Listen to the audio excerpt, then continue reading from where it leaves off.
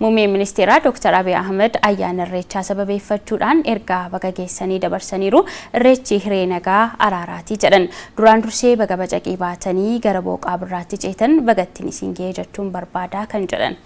Argachuu fi dhabuu quufaa fi beela milkii fi hanqina guutuu fi hir'ina dabarsinee hunda keessatti kan nu waliin ture uumaa keenya Waaqayyoon galateeffachuu aadeffanneerraadha kan jedhan. Irreechi ayyaana galateeffannaa uummata Oromoo ta'us himaniiru. Kanaafuu hunda dura uumaan rakkoo uumamaa fi namtolchee nu dandamachiisee gufuu xiqqaa fi guddaa irra nu aansee ifa birraa nu argisiisee haa ulfaatu haa galatoomus jedhan. Uummanni Oromoo fi Itoophiyaanonni hundi baga geessan baga waliin ittiin nu ga'es dubbataniiru.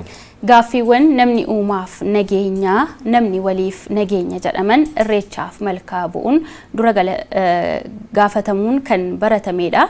Kan wal dhabee afaan walitti darbee walitti mufatee osoo irreeffannaaf malkaatti hin qajeeliin dura waliif araaramuu qaba.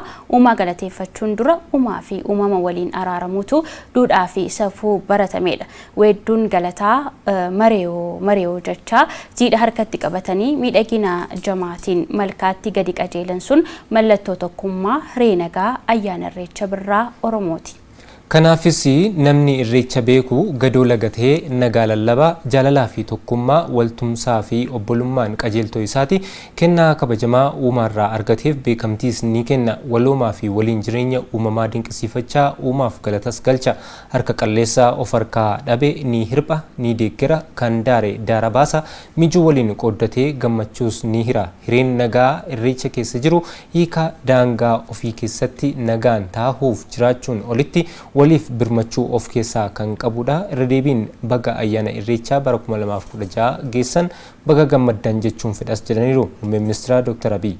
Irreechi hiree haqaa fi walqixxummaa dirree jaalalaa fi tokkummaati. Irreechi gaaddisa gadaa jamaa guddaa walitti qabu obbolummaa fi waliin jireenya lallabuu fi michummaa uummattoota obbolaa ol qabu ta'eera. Duudhaa mandhaalee keenyaan walitti qabamne harka wal qabannee gufuuwwan nu danqan buqqisuudhaan har'aa fi egeree keenya miidhagaa gochuudhaaf jabinaan hojjechuutii qabna kan jedhan. Gadaan kun kan quufaa fi gabbinaa kan nagaa fi araaraa kan hojjenneetti milkoofnu kan oomishnee dachaa dhibbaan itti hammaarrannu akka nuuf ta'uun hawwa. Bara milkiin mataaotti qabannu bara gadoo fi gadadoo injifannee guddummaa fi beekumsa uummata keenya addunyaatti mul'ifnu nuuf haa ta'u. Dr. Abiy gama biraatiin akka jedhanitti sirna guddaa kan akka ayyaana irreechaa kana akka meeshaa tokkummaa keenyaa cimsuutti qabanne kiyyoo fagoo fi dhiyoo imala badhaadhinaa keenya irratti aggaamame hunda ciruudhaan kaayyoo fi mul'ata qabanne milkeessuun bara imala seenaa qabeessaa itti milkeessinu nuuf haa ta'uudha kan isaan jedhanii gadaan quufaa gabbinaas jedhaniiru. Barri kan milkiif injifannoo nuuf haa ta'u. Itoophiyaan tattaaffii ijoollee isheetiin sodaatamtee fi kabajamtee bara baraan haa jiraattu. Uumaan Itoophiyaa fi uummata ishee haa eebbisu. Fulbaana 25 bara 2016.